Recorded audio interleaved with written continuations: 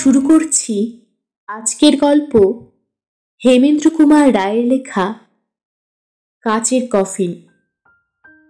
বলো না, আজ আর আমাকে চা খেতে বলো না।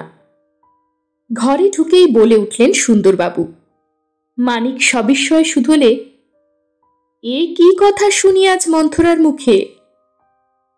না না, আজ কিছুতেই আমি চা খাবো না, একেবারে ধনুর্ভঙ্গপণ। জয়ন্ত বললে, বেশ, চা না খান খাবার খাবেন তো নাকি? কি খাবার? টিকিয়া খাবার। ও তাই নাকি? হ্যাঁ, তারপর আছে ভেন্ডালু। হংস মাংস? হ্যাঁ, বনবাসী হংস। সুন্দরবাবু ভাবতে লাগলেন, খাবেন তো নাকি? সুন্দরবাবু ত্যাগ করলেন একটি সুদীর্ঘ নিঃশ্বাস, তারপর মাথা নেড়ে করুণ স্বরে বললেন, আজ আমাকে হংস মাংস ধ্বংস করতে বলো না। মানিক বললে, হালে আর পানি পাচ্ছি না, হংস মাংসও অরুচি। সুন্দরবাবু এইবারে বোধ হয় পরমহংস হয়ে বৈরাগ্যব্রত গ্রহণ করবেন। মোটেই নয়, মোটেই নয়। তবে গেরস্থের ছেলে হয়েও এ খাবো না ও খাবো না বলছেন কেন? আজ আমার উদর দেশের বড়ই দুরবস্থা। অমন হৃষ্টপুষ্ট উদর, তবুও? আমার উদরাময় হয়েছে। তাই বলুন, তবে ওষুধ খান, আমি হোমিওপ্যাথি জানি। এক ডোজ মার্কসেল ওষুধ দেব নাকি? রাখো তোমার হোমিওপ্যাথির কথা, আমি খাবার কি ওষুধ খেতে আসিনি, আমি এসেছি জরুরি কাজে। অসুস্থ দেহ, তবু কাজ থেকে ছুটি নেননি? কি টনটনে কর্তব্য জ্ঞান! হ্যাঁ, তাই স্বর্গবাসী ঢেকি ধান ভাঙে, পুলিশের আবার ছুটি কি হে? জয়ন্ত শুধলে, নতুন মামলা বুঝি? তাছাড়া আর কি। তা কিসের মামলা? বলা শক্ত, খুনের মামলা কি মানুষ চুরির মামলা ঠিক ধরতে পারছি না। একটু একটু করে জাগ্রত হচ্ছিল জয়ন্তের আগ্রহ। সে সামনের চেয়ারের দিকে অঙ্গুলি নির্দেশ করে বললে, সুন্দরবাবু, ওই চেয়ারে বসুন, ব্যাপারটা খুলে বলুন। আসন গ্রহণ করে সুন্দরবাবু বললেন, এটাকে আজব মামলা বলাও চলে, রহস্যময় হলেও অনেকটা অর্থহীন। নাটকের পাত্রপাত্রী হচ্ছেন 3 জন, একজন নারী আর 2 জন পুরুষ। ওদের মধ্যে একজন পুরুষ হচ্ছেন আসামি, কিন্তু 3 জনেই অদৃশ্য হয়েছে। অদৃশ্য হবার কারণ শোনো। বছর দেড়েক আগে সুরেন্দ্রমোহন চৌধুরী নামে এক ভদ্রলোক থানায় এসে অভিযোগ করেন তার পিতামহী সুশীলা সুন্দর দেবীর কোনো সন্ধান পাওয়া যাচ্ছে না। ব্যাপারটা সংক্ষেপে এই, সুশীলা দেবী বিধবা, তিনি তার স্বামীর বিপুল সম্পত্তির একমাত্র অধিকারিণী। তার বয়স 75 বছর। স্বাস্থ্যভঙ্গ হওয়ার দরুন ডাক্তার মনোহর মিত্রের চিকিৎসাধীন ছিলেন। সুশীলা দেবী হঠাৎ একদিন একখানা ট্যাক্সি ডাকিয়ে এনে মনোহর মিত্রের সঙ্গে বাড়ির বাইরে চলে যান, তারপর ফিরে আসেননি। খোঁজাখুঁজির পর প্রকাশ পায় অদৃশ্য হবার 2 দিন আগে সুশীলা দেবী ব্যাংক থেকে নগদ 15 লক্ষ টাকা তুলে আনিয়েছিলেন, সে টাকাও উধাও হয়েছে। ডাক্তার মনোহর মিত্র নামে এক ভদ্রলোকের খ্যাতি আমি শুনেছি, পদার্থশাস্ত্রে তার নাকি অসাধারণ পাণ্ডিত্য। তিনিই মনোহর বাবুকে তুমি কখনো চোখে দেখেছ? না, আমিও দেখিনি, তবে তার চেহারার হুবহু বর্ণনা পেয়েছি। এরকম? মনোহর বাবুর দীর্ঘতা 5 ফুট 4 ইঞ্চির বেশি হবে না, কিন্তু তার দেহ রীতিমতো চওড়া। তার মাথার কাছে প্রায় কাঁধ পর্যন্ত ঝুলে পড়া সাদা ধবধবে চুল, মুখেও লম্বা পাকা দাড়ি। তার বয়সও 60-এর কম নয়, কিন্তু শরীর এখনো যুবকের মতো সবল। রোজ সকালে সূর্য উঠবার আগে পদব্রজে অন্তত 4 মাইল ভ্রমণ করে আসেন। তার চোখ সর্বদাই ঢাকা থাকে কালো চশমায়। টিকালো নাক, শ্যামবর্ণ। সাদা পাঞ্জাবি, থান কাপড় আর সাদা ক্যাম্বিসের জুতো ছাড়া অন্য কিছু পরেন না। বর্মা চুরুটের অত্যন্ত ভক্ত। তার মুখ সর্বক্ষণই গম্ভীর।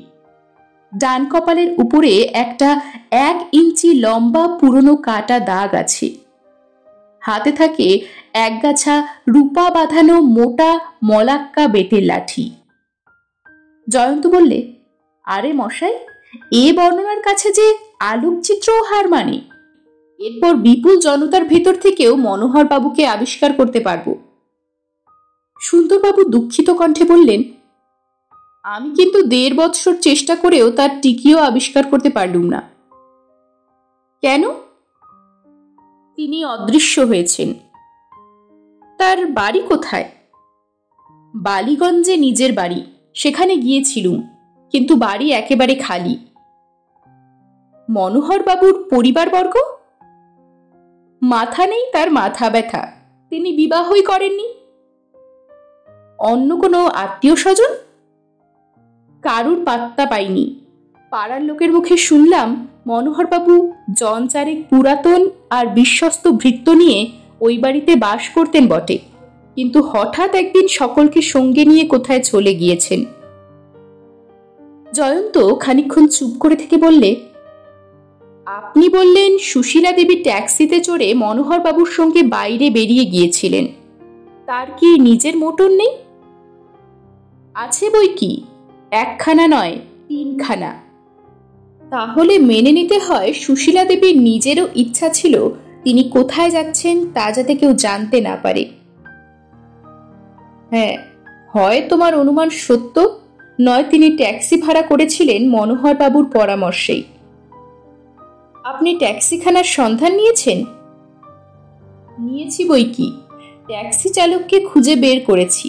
সে আরোহীদের হাওড়া স্টেশন পর্যন্ত নিয়ে গিয়েছে, আর কিছুই সে জানে না। তাহলে মনোহর বাবুর সঙ্গে সুশীলা দেবী বোধহয় কলকাতার বাইরে চলে গিয়েছেন। কিন্তু কলকাতার বাইরে কোথায়? আমিও মনে মনে এই প্রশ্ন বারবার করেছি, কোথায়? কিন্তু প্রতিধ্বনি বারবার উত্তর দিয়েছে, কোথায়? খালি এই প্রশ্ন নয় সুন্দরবাবু, আরও সব প্রশ্ন আছে। 75 বৎসর বয়সে 15 লক্ষ টাকা নিয়ে সুশীলা দেবীর রুগ্ন দেহে এমন লুকিয়ে মনোহর বাবুর সঙ্গে চলে গেলেন কেন? তিনি বেঁচে আছেন কি নেই? মনোহরবাবু বিখ্যাত পদার্থবিদ হলেও মানুষ হিসেবে কি সাধু ব্যক্তি নন? সুন্দরবাবু বললেন, আমার কথা এখনো ফুরোয়নি, সবটা শুনলে প্রশ্ন সাগরে তোমাকে তলিয়ে যেতে হবে। আমার আগ্রহ যে জ্বলন্ত হয়ে উঠল। বলুন সুন্দরবাবু, বলুন। সুন্দরবাবু বললেন, যে মাসে সুশীলা দেবী অন্তর্হিতা হন সেই মাসেই আর একটা মানুষ নিরুদ্দেশ হওয়ার মামলা আমার হাতে আসে। দুটো মামলাই কতকটা একরকম। গোবিন্দলাল রায় একজন বড় জমিদার, বয়স 70-এর কম নয়। তিনি বিপত্নিক হলেও সংসার তার বৃহৎ। 5 পুত্র 3 কন্যা, পৌত্রপত্রীও আছে। কিন্তু হঠাৎ একদিন গোপনে ব্যাংক থেকে নগদ 12 লক্ষ টাকা তুলে নিয়ে তিনিও গিয়েছেন অজ্ঞাতবাসে। তবে গোবিন্দবাবু যাবার সময় একখানা চিঠি রেখে গিয়েছিলেন। তাতে লেখা ছিল, আমি বিদেশ ভ্রমণে যাচ্ছি, ফিরতে বিলম্ব হবে, তোমরা আমার জন্য চিন্তিত হইও না। তারপর থেকে তার আর কোনো খোঁজ খবর নেই। 3 মাসের মধ্যেও বৃদ্ধ পিতার কাছ থেকে একখানা পত্র পর্যন্ত না পেয়ে তার পুত্ররা আমার আশ্রয় নিয়েছিলেন। কিন্তু যথাসাধ্য চেষ্টা করেও আমি গোবিন্দবাবুর নাগাল ধরতে পারিনি। জয়ন্ত শুধলে, আপনি কি মনে করেন আগেকার মামলার সঙ্গে এ মামলাটারও কোনো সম্পর্ক আছে? অল্প বিস্তর মিল কি নেই জয়ন্ত? একজন অতি বৃদ্ধা নারী আর একজন অতি বৃদ্ধ পুরুষ, দুজনেই গোপনে অজ্ঞাতবাসে গমন করেছেন, আর দুজনেই যাবার ঠিক আগেই ব্যাংক থেকে বহু লক্ষ টাকা তুলে নিয়ে গিয়েছেন। দুজনেই আত্মগোপন করবার দিন থেকে আজ পর্যন্ত নিজেদের কোনো প্রমাণই দেননি। কিন্তু গোবিন্দবাবুর সঙ্গে কি মনোহর বাবুর পরিচয় ছিল? গোবিন্দবাবুর বাড়ির কোনো লোকই মনোহরবাবুর নাম পর্যন্তই শোনেনি। তাহলে আপনি কি বলতে চান?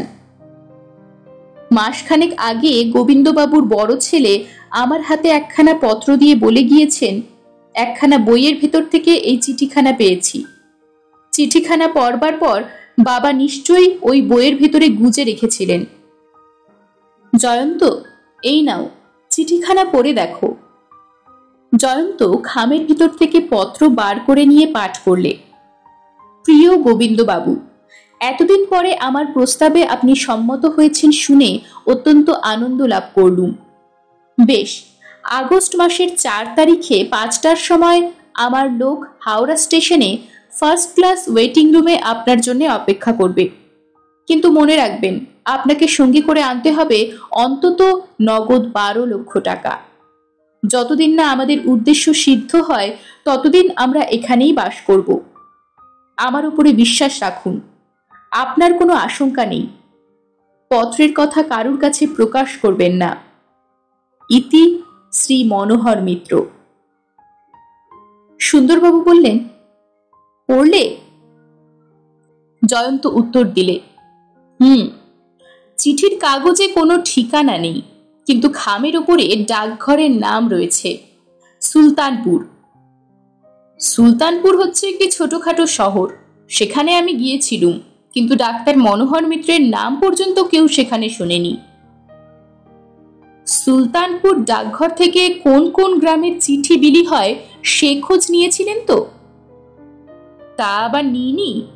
শুধু খোঁজ নেওয়া কি হে, সব জায়গাতেই নিজে গিয়ে ঢু মারতেও ছাড়িনি, কিন্তু লাভ হয়েছে প্রকাণ্ড অশ্বডিম্ব।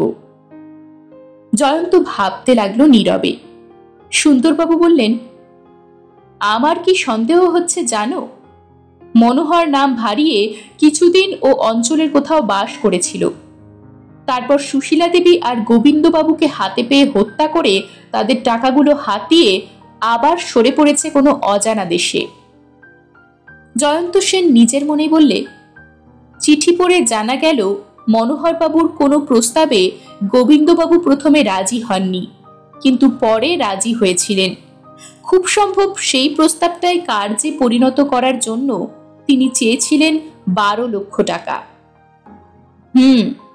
কে বলতে পারে সুশীলা দেবীর কাছেও মনোহর ঠিক এইরকম প্রস্তাব করেনি। কিন্তু কি এই প্রস্তাব, যার জন্য লোকে এমন লক্ষ টাকা খরচ করতে রাজি হয়? কেবল কি টাকা খরচ করতে রাজি হয়, ধাপ্পায় ভুলে সংসার, পুত্র, কন্যা, আত্মীয় ছেড়ে অজ্ঞাতবাসে যেতেও কুণ্ঠিত হয় না। সুন্দরবাবু, প্রস্তাবটা যে অতিশয় অসাধারণ সে বিষয়ে কোনোই সন্দেহ নেই।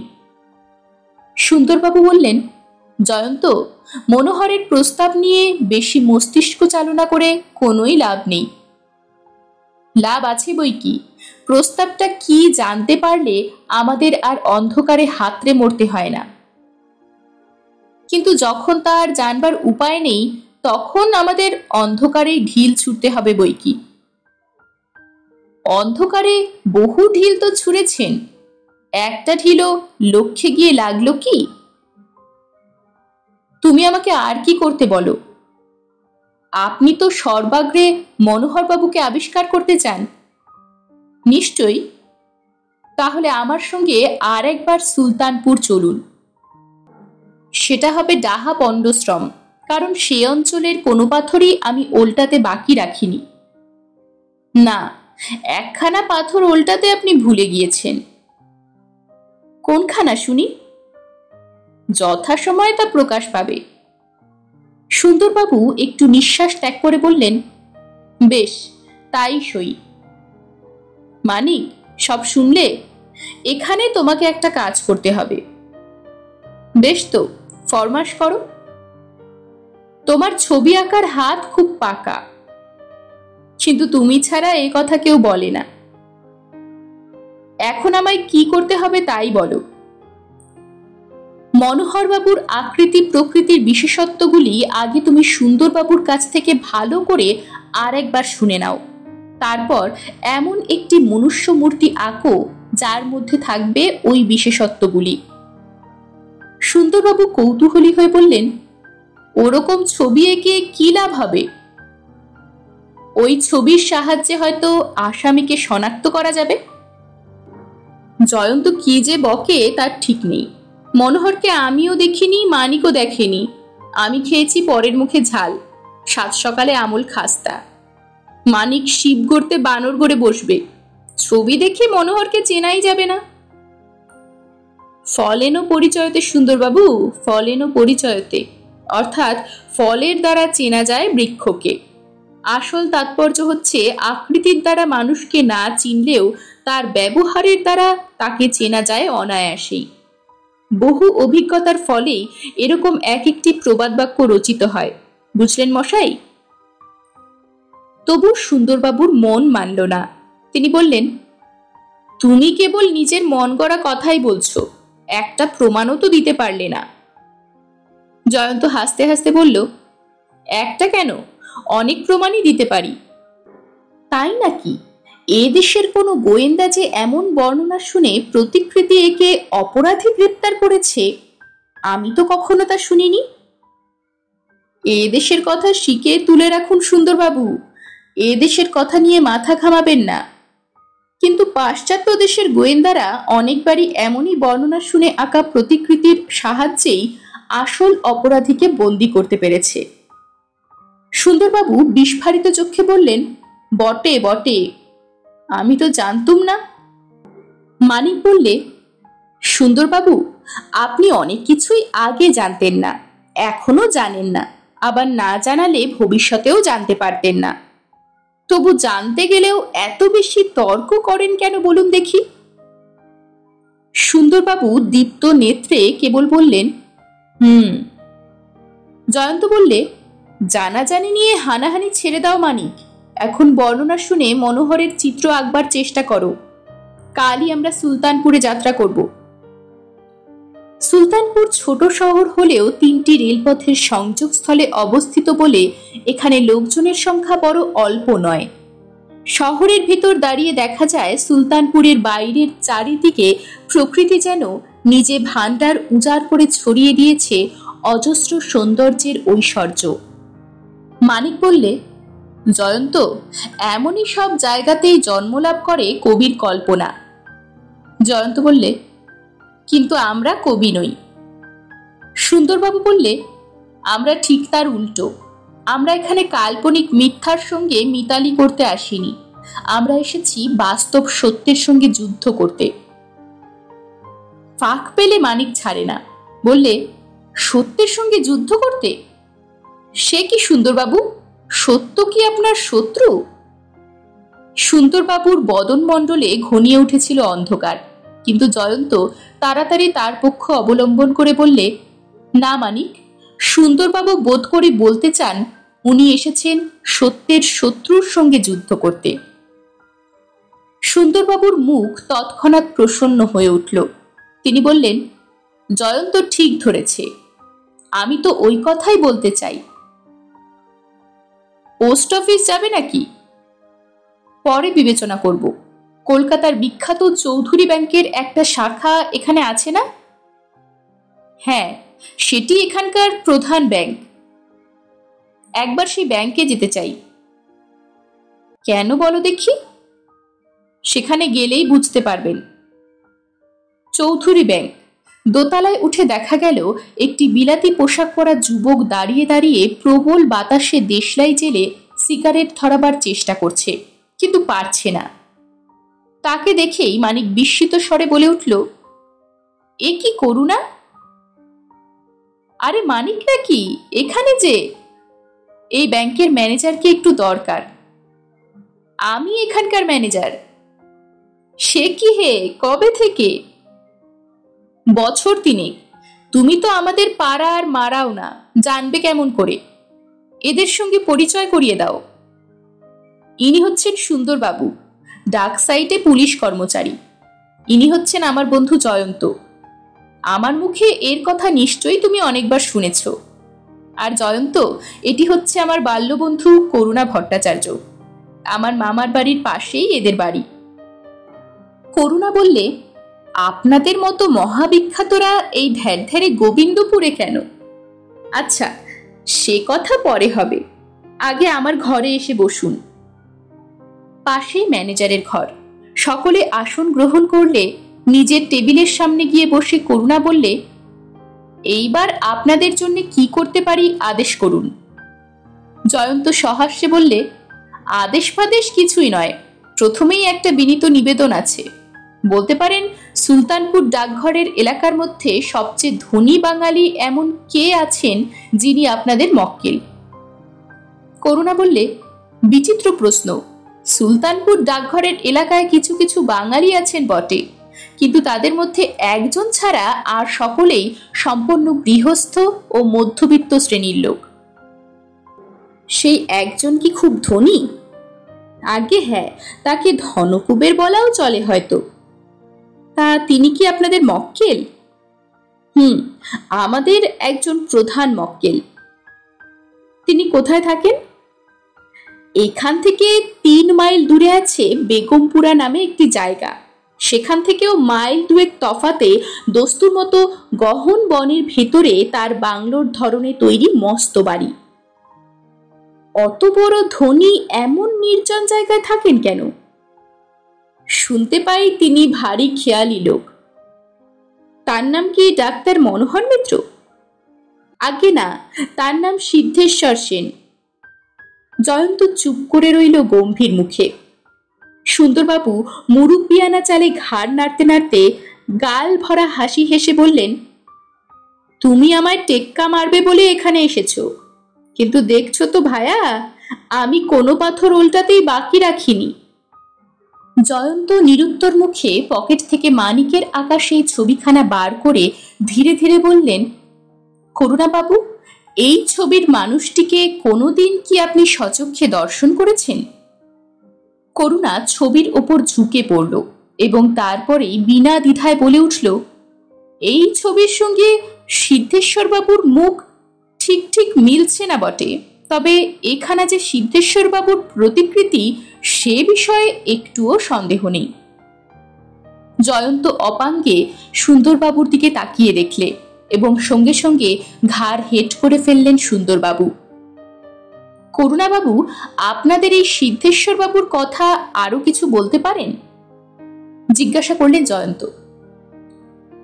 একে আপনি মানিকের প্রাণের বন্ধু, তার উপরে আপনার মতো লোকের সঙ্গে বাক্যালাপ করবার সুযোগ পাওয়াও পরম সৌভাগ্য।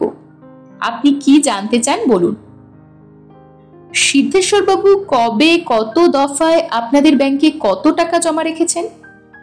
করুণা স্তব্ধ হয়ে রইল অল্পক্ষণ, তারপর মৃদু স্বরে ধীরে ধীরে বললে, দেখুন, এরকম প্রশ্নের জবাব দেওয়া আমাদের পক্ষে উচিত নয়, কারণ সিদ্ধেশ্বর বাবু হচ্ছেন আমাদের একজন প্রধান মক্কেল, কিন্তু আপনাদের কথা স্বতন্ত্র। বিশেষত সুন্দরবাবু হচ্ছেন একজন বিশিষ্ট রাজকর্মচারী। এক্ষেত্রে আমরা আদেশ পালন করতে বাধ্য। আপাতত আমার স্মৃতি থেকেই আপনাদের প্রশ্নের জবাব দেওয়ার চেষ্টা করব। দরকার হলে পরে খাতাপত্র দেখে সঠিক তার টাকার পরিমাণ আপনাকে জানাতে পারি। শুনুন, সিদ্ধেশ্বর বাবু তার বাংলো বাড়ি তৈরি হবার পর এই অঞ্চলে প্রথম আসেন প্রায় 2 বছর আগে। সেই সময় আমাদের ব্যাংকে জমা রাখেন 6 লক্ষ টাকা। দ্বিতীয়বারে প্রায় বছর 1.5 আগে তিনি এই ব্যাংকে 15 লক্ষ টাকা জমা দেন। তৃতীয়বারে সেও বোধহয় 1.5 বছরের কাছাকাছি। সিদ্ধেশ্বর বাবুর কাছ থেকে আবার আমরা 12 লক্ষ টাকা পাই, অর্থাৎ মোট 33 লক্ষ টাকা। জয়ন্ত অর্থপূর্ণ দৃষ্টিতে সুন্দরবাবুর দিকে তাকিয়ে খুব মৃদু স্বরে বললে, শুনছেন, দ্বিতীয় আর তৃতীয়বারে সিদ্ধেশ্বর বাবু এখানে জমা দিয়েছেন যথাক্রমে 15 আর 12 লক্ষ টাকা।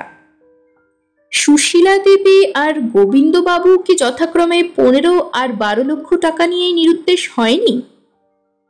সুন্দরবাবু মৃদু স্বরে জয়ন্তের কানে কানে বললেন, কিন্তু প্রথম দফায় 6 লক্ষ টাকা কোথা থেকে এলো? জোর করে কিছু বলতে চাই না, খুব সম্ভব ওটা হচ্ছে সিদ্ধেশ্বর বাবুর নিজের টাকা। করুণা বললে, আপনারা আর কিছু জানতে চান? সিদ্ধেশ্বর বাবুর ব্যক্তিগত জীবন সম্বন্ধে কিছু জানেন কি আপনি? বিশেষ কিছুই জানি না। মানিক শুধালে, আচ্ছা করুণা, বছর দেড়েক আগে কোনো প্রাচীন মহিলা কি সিদ্ধেশ্বর বাবুর অতিথি হয়েছিলেন? করুণা একটু ভেবে বললে, দেখো মানিক, বছর দেড়েক আগেকার কথা আমি ঠিকঠাক জানি না, তবে একথা শুনেছি বটে, বছর দেড়েক আগে সিদ্ধেশ্বর বাবু একটি অতি বৃদ্ধাকে নিয়ে সুলতানপুর স্টেশনে এসে নেমেছিলেন। তারই কিছুদিন পরে একটি বৃদ্ধ ভদ্রলোকও ওখানে এসেছিলেন। এও আমার শোনা কথা মানিক। শুনেছি সে ভদ্রলোকও গিয়েছিলেন সিদ্ধেশ্বর বাবুর বাড়িতে। কিন্তু থামলে কেন? কিন্তু কি? কিঞ্চিত ইতস্তত করে করুণা বললে, ভাই মানিক, সিদ্ধেশ্বর বাবুর সম্বন্ধে অনেক কানাঘুষোই শুনতে পাই, কিন্তু শোনা কথা পরের কাছে প্রকাশ করতে ভয় হয়। করুণার পৃষ্ঠদেশে একটি সাদর চপেটাঘাত করে মানিক অভিযোগ ভরা কণ্ঠে বললে, করুণা, আমিও কিন্তু তোমার পর, কোনো ভয় নেই, তোমার শোনা কথাই প্রকাশ করো। করুণা বললে, শুনেছি সিদ্ধেশ্বর বাবুর বাংলোয় একটি বৃদ্ধা নারী আর একটি বৃদ্ধ পুরুষ প্রবেশ করেছিলেন বটে, কিন্তু আজ পর্যন্ত কেউ তাদের প্রস্থান করতে দেখেনি। কেবল তাই নয়, তারা যে এখনো ওই বাংলোর ভেতরেই আছেন এমন কোনো প্রমাণও নেই। এ যে অসম্ভব কথা। করুণা প্রায় আতঙ্কগ্রস্ত কণ্ঠেই বললে, তুমি আমার বাল্যবন্ধু, তুমি জিজ্ঞাসা করছো বলেই বলছি। সিদ্ধেশ্বর বাবুর ওই রহস্যময় বাংলো সম্বন্ধে আরও যেসব কানাঘুষো শুনতে পাই তা মোটেই বিশ্বাসযোগ্য নয়। তোমার কথার অর্থ ঠিক বুঝলাম না করুণা। লোকে বলে ও বাংলো হচ্ছে ভুতুরে। কেন? ওখানে নাকি কাচের দুটো কফিনের মধ্যে। কাচের কফিন? হ্যাঁ, ওখানে নাকি কাচের দুটো কফিনের মধ্যে একটি পুরুষ আর একটি নারীর মৃতদেহ। সুন্দরবাবু চমকে উঠে প্রায় গর্জন করে বললে, হুম। ঠিক সেই সময় ঘরের ভেতরে ঢুকলো একজন ভৃত্য। সে বললে, সিদ্ধেশ্বরবাবু দেখা করতে এসেছেন। সচমকে সকলে করলে দৃষ্টি বিনিময়। করুণা বললে, বেশ, তাকে নিয়ে এসো। মিনিট দুয়েক পরেই ঘরের দরজার কাছে সিদ্ধেশ্বর বাবুর আবির্ভাব। মানিকের আঁকা ছবির 12 আনায় মিলে যায় তার চেহারার সঙ্গে। ব্যস্তভাবে সকলের মুখের ওপরে একবার বিদ্যুৎ বেগে চোখ বুলিয়ে নিয়ে তিনি বললেন, করুণা বাবু, আপনার ঘরে আজ অনেক অতিথি দেখছি। আমি জানতুম না, মাপ করবেন, আরেকদিন আসব। বলতে বলতে সিদ্ধেশ্বরের অন্তর্ধান।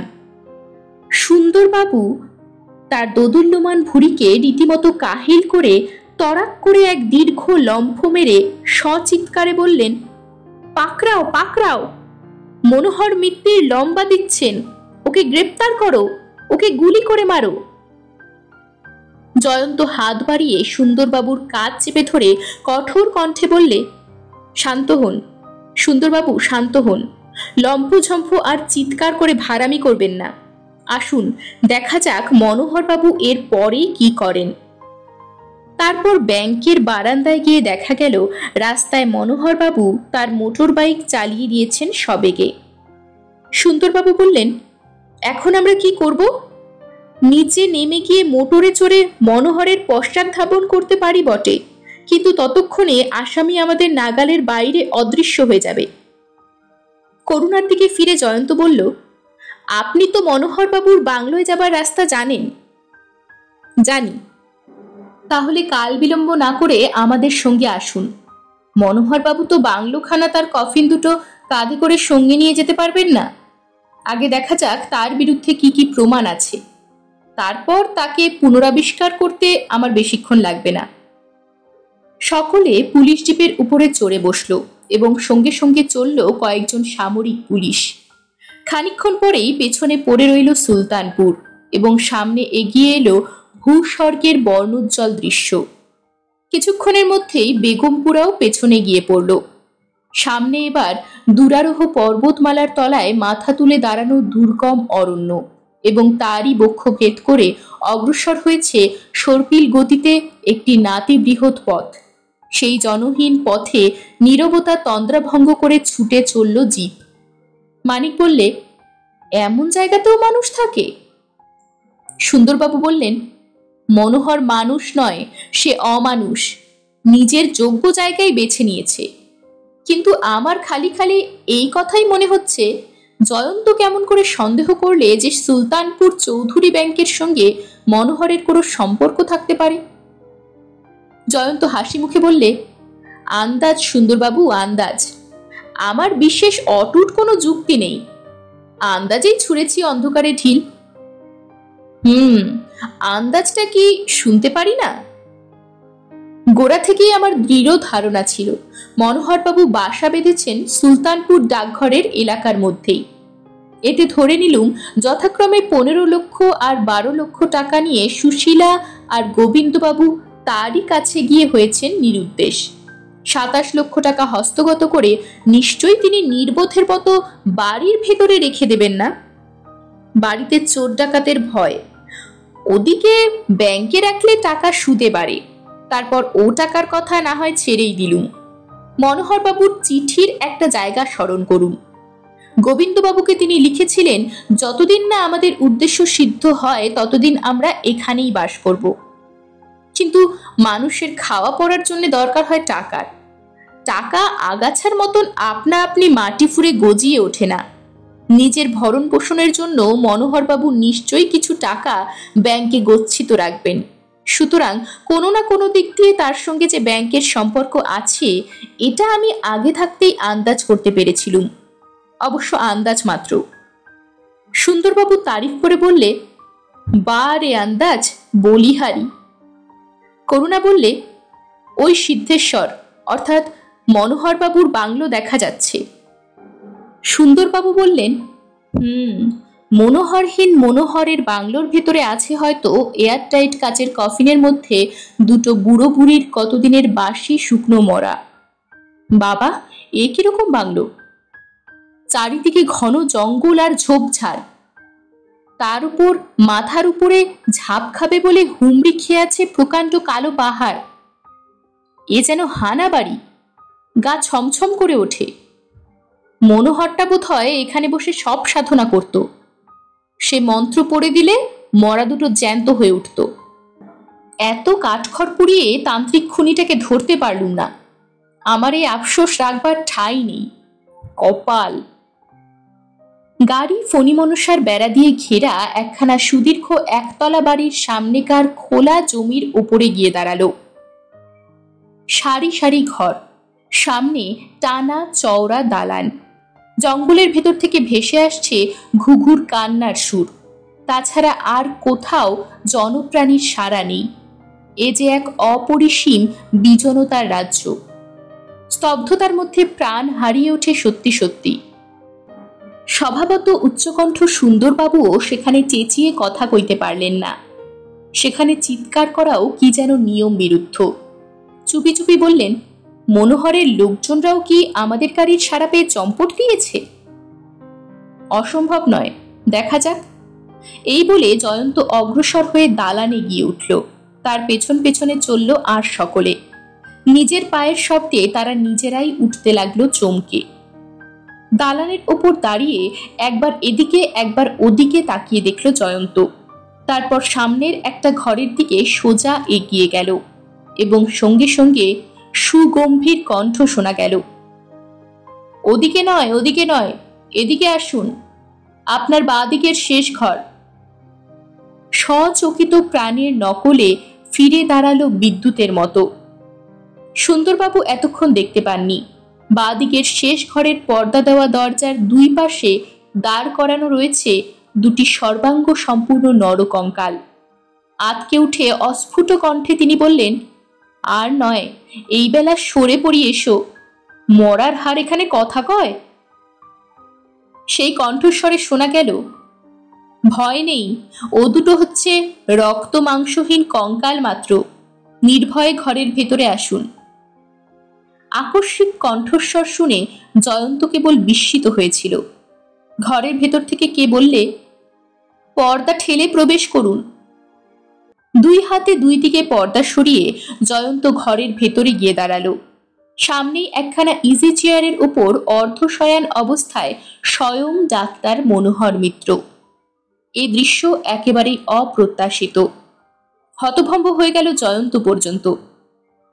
মনোহরের গম্ভীর মুখের ওষ্ঠাধরের উপরে ফুটে উঠেই মিলিয়ে গেল যেন একটু হাসির ঝিলিক।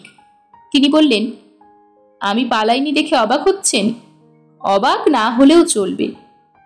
আপনারা শুভাগমন করবেন জেনেই আমি এখানে আপনাদের অভ্যর্থনা করবার জন্য অপেক্ষা করছি। আপনারা দয়া করে আসন গ্রহণ করুন, এখানে আসনের অভাব হবে না। পেছন থেকে সুন্দরবাবু বলে উঠলে, ছদ্মনামের আড়ালে যে লোক 33 লাখ টাকা ব্যাংকে জমা দিয়েছে তার বাড়িতে আসনের অভাব হবে না, আমি তা জানি।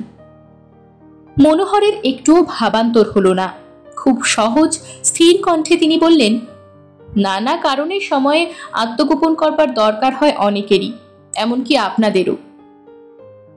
আমরা মাঝে মাঝে আত্মগোপন অর্থাৎ ছদ্মবেশ ধারণ করি অসাধুদের শাস্তি দেবার জন্যে, কিন্তু তুমি?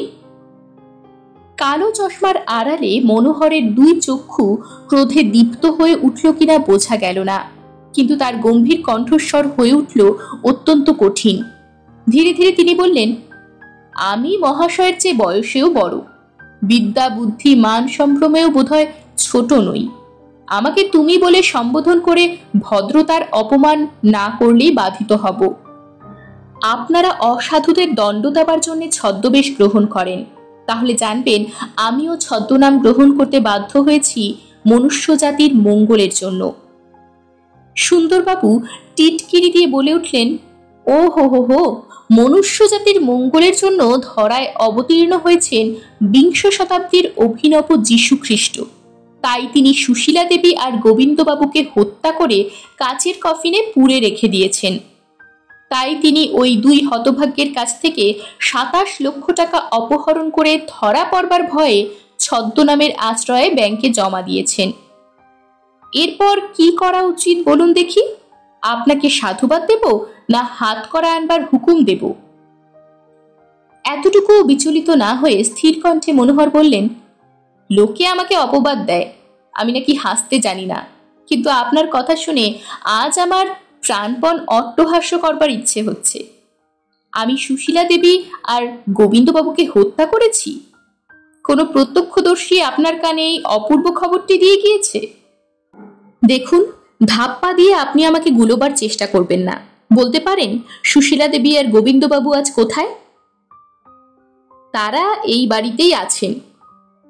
হ্যাঁ, কাচের কফিনের ভেতর।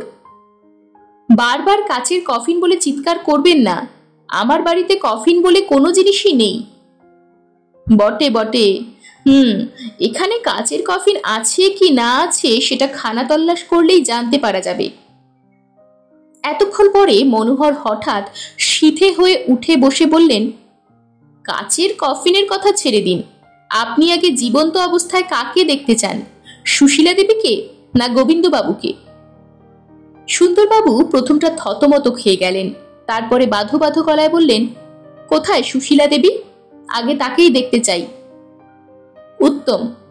বলেই মনোহর গলা চড়িয়ে ডাকলেন, সুশীলা, সুশীলা। বাড়ির ভেতর থেকে গানের মতো একটি আওয়াজ শোনা গেল। আজ্ঞে, কি বলছেন? তুমি একবার এই ঘরে এসো তো মা। ঘরের ভেতরকার একটি দরজার পর্দা ঠেলে আত্মপ্রকাশ করল যে আশ্চর্য রূপবতী ও মহিমাময়ী মূর্তি, তাকে দেখবার জন্যে কেউই প্রস্তুত ছিল না। এ মূর্তি যে মাটির পৃথিবীর, স্বচক্ষে দেখেও কেউ তা বিশ্বাস করতে পারল না। বিপুল বিস্ময়ে জয়ন্ত বলে উঠল, ইনি কি সুশীলা দেবী? মনোহর বললেন, হ্যাঁ, কিন্তু এখন থেকে ইনি নতুন নামে আত্মপরিচয় দেবেন। নতুন নাম? হ্যাঁ, ললিতা দেবী। সুন্দরবাবু দৃঢ় কণ্ঠে বললেন, ইনি ললিতা দেবী বা পলিতা দেবী হতে পারেন, কিন্তু ইনি সুশীলা দেবী নন। কেন বলুন দেখি? সুশীলা দেবীর বয়স 75 বৎসর। ঠিক, এখন তার বয়স 75 হলেও তিনি আর বৃদ্ধা নন। পাগলের মতন কি আবোল তাবোল বকছেন? সুশীলা দেবী নবযৌবন লাভ করেছেন। শাক দিয়ে মাছ ঢাকবার চেষ্টা করবেন না মনোহর বাবু। কেন, প্রাচীনরা কি আবার নবীনা হতে পারে না? অসম্ভব। জরার পর মৃত্যু, জরার পর যৌবন নেই। বিজ্ঞানের মহিমা সবই সম্ভবপর হয়।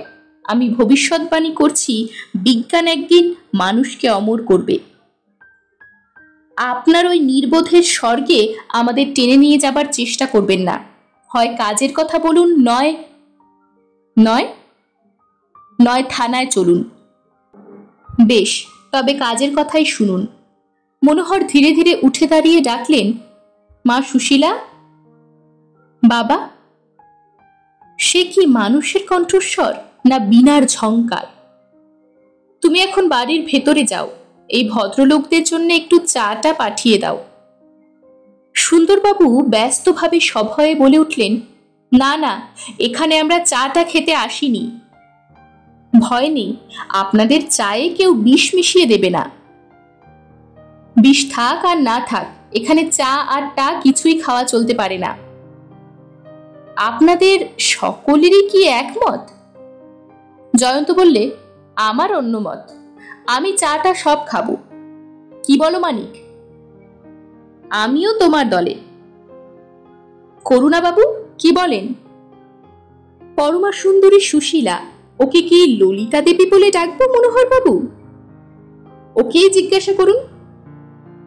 আবার বাজল সেই অমৃতায়মান কণ্ঠস্বরের মোহনীয় বীণা বেণু। বাবার কাছে আমি সুশীলা, কিন্তু আপনারা তো বৃদ্ধা সুশীলাকে দেখেননি। আপনারা আমাকে ললিতা বলেই ডাকুন। জয়ন্ত বললে, বেশ।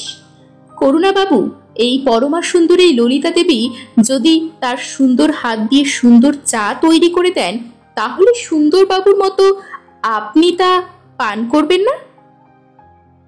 করব না? বলেন কি? আমি তো নির্বোধ নই। সুন্দরবাবু, আপনি কি এখনো মত বদলাবেন না? মনে রাখবেন, চায়ের সঙ্গে আবার টা। সুন্দরবাবু জুলজুল করে জয়ন্তর মুখের পানে তাকিয়ে বললেন, কি আর করি বলো? তোমরা সবাই যখন রাজি, তখন আমারও আর এক যাত্রায় পৃথক ফল হয় কেন? আমিও রাজি। ললিতা দেবীর গোলাপ বেলব ওষ্ঠাধরে ফুটল যে মিষ্টি হাসিটুকু, তাও যেন নীরব সঙ্গীতের মতো সুন্দর। একটি নমস্কার করে পাশের ঘরে তিনি অদৃশ্য হয়ে গেলেন জীবন্ত স্বপ্ন প্রতিমার মতো। মনোহর গম্ভীর স্বরে বললেন, শুনুন মশাই, জরার কারণ কি মানুষ যে জানে না এ কথা সত্য নয়, বরং এই কথাই সত্য যে জরার কারণ তার কাছে অজ্ঞাত নয়, এইটুকুই জানে না সে। সুন্দরবাবু বললেন, বাবা, এ যে হেয়ালি। এসব সূক্ষ্ম বৈজ্ঞানিক ব্যাপার আপনাদের যে কেমন করে বোঝাবো বুঝতে পারছি না। রেডিও অ্যাক্টিভ বস্তু কাকে বলে জানেন? জয়ন্ত বললে, জানি। আমাকেও মাঝে মাঝে অল্প স্বল্প বৈজ্ঞানিক পরীক্ষা করতে হয়, যদিও তা ধর্তব্যের মধ্যেই গণ্য হয়। সুন্দরবাবু বললেন, বিজ্ঞানে আমি একেবারে। বাংলায় বুঝিয়ে দিতে পারেন? ইংরেজিতে তবু পদের আছে, বাংলায় শুনলে একেবারে অজ্ঞান হয়ে যাবেন। তাও কখনো হয়? বাংলা আমাদের মাতৃভাষা। আমাদের মাতৃভাষার অভিধানে রেডিও অ্যাক্টিভের অর্থ এইভাবে বোঝানো হয়েছে, আংশু বিকিরণ দ্বারা বিদ্যুৎ মাপক প্রভৃতির উপর ক্রিয়াকরণক্ষম, রেডিয়াম, ইউরেনিয়াম, পলনিয়াম প্রভৃতি সম্পর্কে অপারদর্শক পদার্থ ভেদকারক ও বৈদ্যুতিক ক্রিয়াজনক এবং অদৃশ্য কিরণ বিকরণক্ষম। কি বুঝলেন বলুন? সুন্দরবাবু বললেন, ব্যাপার বুঝবো কি, আরো গুলিয়ে গেল, মাথা বো বো করে ঘুরছে। এই জন্যেই কি কবি গান বেঁধেছেন, আমরি বাংলা ভাষা?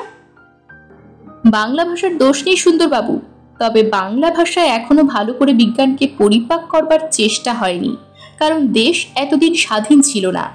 যাক ও কথা, যতটা সংক্ষেপে পারি কিছু কিছু বোঝাবার চেষ্টা করি।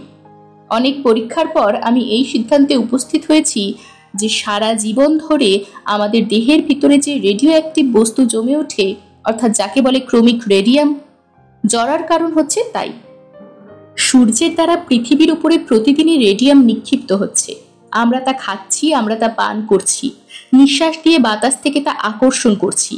তারই ফলে প্রত্যেক জীব আর তরুলতাও ধীরে ধীরে জরাগ্রস্ত হচ্ছে। জরাব্যাধি নিবারণ করবার উপায় আমি আবিষ্কার করেছি। সুন্দরবাবু দুই চোখ ছানা বড়ার মতন করে বললেন, বলেন কি মশাই? আগে হ্যাঁ, ক্যালসিয়াম থেকে দেহের হাড় তৈরি হয়। রসায়ন শাস্ত্রের দিক থেকে রেডিয়াম কাজ করে ক্যালসিয়ামের মতোই।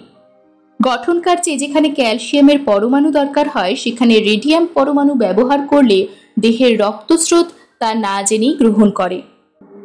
রেডিয়াম বিষের দ্বারা আক্রান্ত ব্যক্তিদের রক্ষা করবার একমাত্র উপায় হচ্ছে তাদের ভেতর থেকে ওই রেডিয়াম পরমাণুগুলিকে বিতাড়িত করা। জয়ন্ত বললে, সেটা কি অসম্ভব ব্যাপার নয়? প্রথম দৃষ্টিতে অসম্ভব বলে মনে হয় বটে, কিন্তু কার্যকালে দেখা যায় মোটেই তা নয়। জরা ব্যাধিগ্রস্ত ব্যক্তিদের হাড়ের ভেতর থেকে বিপজ্জনক রেডিয়াম পরমাণুগুলিকে বাইরে বের করে দেওয়া অসম্ভব নয় মোটেই।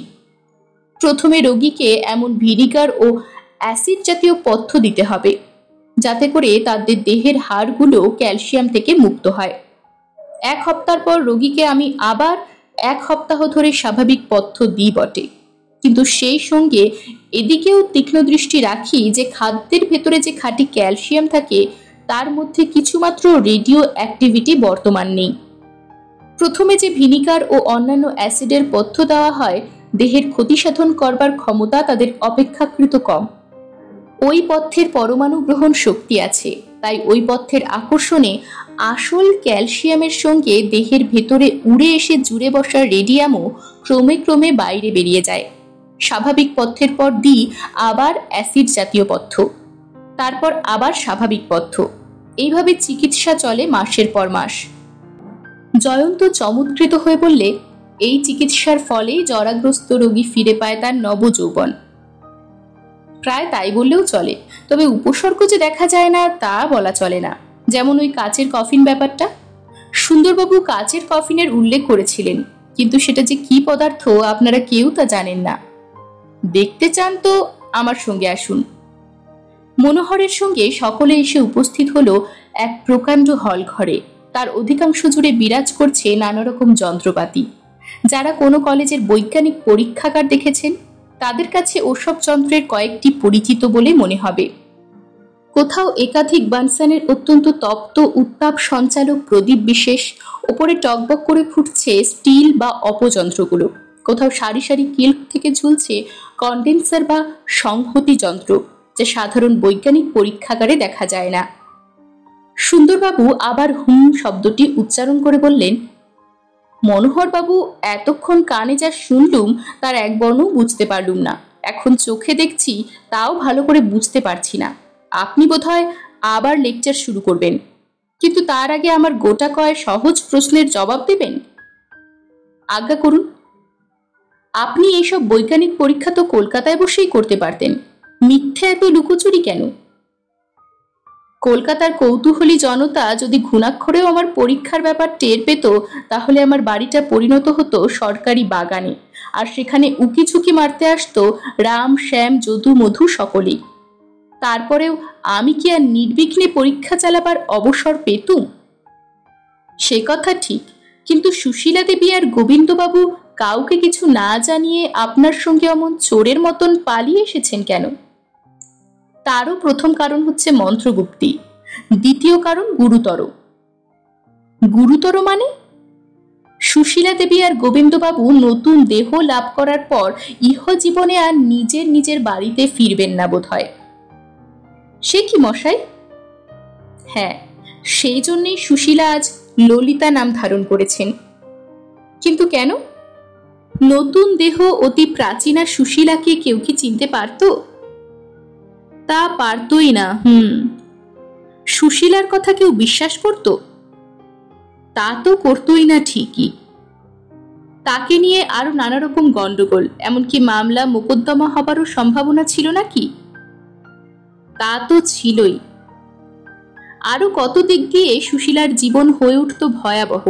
সেজন্য স্থির করেছিল আমার পরীক্ষা সফল হলে নতুন দেহে নতুন নামে নতুনভাবে জীবনযাপন করবে। গোবিন্দবাবুর সম্বন্ধেও ওই কথা। সুশীলা দেবী আর গোবিন্দবাবু অত টাকা সঙ্গে নিয়ে এসেছেন কেন? আর সেসব টাকা আপনার নামেই বা জমা আছে কেন? নতুন দেশে নতুন নামে নতুন নতুন ভাবে জীবন শুরু করতে হলে প্রথমেই দরকার টাকা। সে টাকা আসবে কোথা থেকে? নিজেদের ভবিষ্যৎ সম্বন্ধে নিশ্চিন্ত হবার জন্যেই সুশীলা দেবী আর গোবিন্দবাবু উচিত মতো টাকা সঙ্গে করে এখানে এসেছেন। ওদের টাকা আমার ছদ্মনামে জমা রেখেছি কেন? আমি জানতুম পুলিশ ওদের খোঁজ করবে। ওদের নামে টাকা জমা রাখলে পুলিশ নিশ্চয়ই সন্ধান পেত। আর কোনো প্রশ্ন আছে? আরেকটি প্রশ্ন, যদিও ললিতা দেবী সুশীলা দেবী কিনা সে খটকা আমার মন থেকে এখনো দূর হয়নি, তবে ওটা আপাতত ধামাচাপাই থাক। কিন্তু প্রশ্ন হচ্ছে, গোবিন্দবাবু কোথায়? সে প্রশ্নের জবাব না দিয়ে মনোহর ফিরে দাঁড়িয়ে বললেন, জয়ন্তবাবু, যে উপসর্গের কথা বলেছিলুম, এইবার সেটা দেখবেন, আসুন। মনোহর এগিয়ে গিয়ে দাঁড়ালেন একখানা খাটের পাশে। সেখানে শয্যার উপরে যে শায়িত মূর্তিটি ছিল তাকে দেখেই সকলের চক্ষু বিস্ফারিত হয়ে উঠল পরম বিস্ময়ে। একটি তরুণ অপূর্ব সুন্দর মূর্তি, বালক বললেও চলে। সুগঠিত শুভ্র নগ্ন দেহ, যেন গ্রীক ভাস্করের হাতে গড়া। কিন্তু সবচেয়ে আশ্চর্য ব্যাপার হচ্ছে সর্বাঙ্গ তার কাজ দিয়ে মোড়া, এবং সেই কাজ তাকেও গলিয়ে এমনভাবে মূর্তির উপর ঢেলে দিয়েছে যে সারা দেহের সঙ্গে তা অচ্ছেদ্যভাবে সংযুক্ত হয়ে আছে। মনোহর বললেন, সুন্দরবাবু, এই আপনার কাচের কফিন। কিন্তু কাচের কফিনের ভেতরে ওটা কি রয়েছে? রঙিন মোমের পুতুল না মৃতদেহ? আরো কাছে গিয়ে ভালো করে তাকিয়ে দেখুন। না, ওটা মোমের পুতুল নয়, মৃতদেহও নয়। ও যে জীবন্ত। ওর সর্বাঙ্গে যে জীবনের রং, জীবনের আভাস, এমনকি দুই মুদিত চোখের পাতাও থেকে থেকে কেঁপে উঠছে। মনোহর বললেন, ও এখনো ঘুমোচ্ছে, কিন্তু ওর ঘুম ভাঙতে আর বেশি দেরি নেই। জয়ন্ত শুধলে, আসল ব্যাপারটা কি মনোহর বাবু? আমি নিজেই জানি না। ওই কাচের আবরণই আমার সৃষ্ট নয়। পর্যায়ক্রমে ক্যালসিয়াম পথ্য দিয়ে আবার তা বন্ধ করে বেশ কিছুকাল চিকিৎসা চালাবার পর রোগী হঠাৎ দীর্ঘকাল ব্যাপী নিদ্রা ঘোরে আচ্ছন্ন হয়ে পড়ে, আর তার সর্বাঙ্গব্যাপী দেখা দেয় ওই কাচের আবরণ। কিছুকাল পরে রোগীর ঘুম ভাঙে, কাচের আবরণ ফেটে যায়, তারপর উঠে বসে তার জাগ্রত মূর্তি। এর অর্থ আমিও জানি না। সুন্দরবাবু হতভম্বের মতো বললেন, বাবা, এ যে মানুষ গুটি পোকা। মানিক সুথলে, ও মূর্তিটি কার? গোবিন্দবাবুর। তার বয়স তো 70 বৎসর। সকলে অবাক হয়ে ভাবতে লাগল। সুশীলার প্রবেশ। সেই সুমধুর কণ্ঠে সে বললে, বাবা, ও ঘরে খাবার দেওয়া হয়েছে। মনোহর এতক্ষণ পরে একটু হেসে বললেন, চলুন, এই বিজন বনে আপনারা খাবারের মধ্যে কোনো বিশেষত্ব পাবেন না। সুশীলা বললে, বাড়িতে যা ছিল তাই দিতে পেরেছি, স্যান্ডউইচ, শিক কাবাব, রুটি, মাখন, চা আর মিষ্টান্ন। মানিক বললে, ললিতা দেবী, চায়ের বৈঠক যে ভুরি ভোজনের আসরে পরিণত হলো, এই বিজন বনে শিক কাবাব বানালেন কি দিয়ে? বাঘের মাংস দিয়ে নয় বোধ হয়। খেলেই বুঝতে পারবেন। আসুন সুন্দরবাবু। ভায়া, আজ যা দেখলুম আর শুনলুম, আমার পিলে অত্যন্ত চমকে গিয়েছে। খাওয়ার চিন্তা মোটেই জাগছে না। আপনার পিলে নির্বোধ নয়। একখানা স্যান্ডউইচ উদরস্থ করলেই সে আবার অত্যন্ত শান্ত হয়ে পড়বে। আপনার ধাত জানতে আমার বাকি নেই। চলুন, মধুরেণুর সমাপয়েত করে আসি। এরকমই আরো সব গল্প পেতে চ্যানেলটিকে সাবস্ক্রাইব করে দেবেন। আর গল্পটি যদি ভালো লেগে থাকে তাহলে লাইক, শেয়ার আর কমেন্ট করে দেবেন।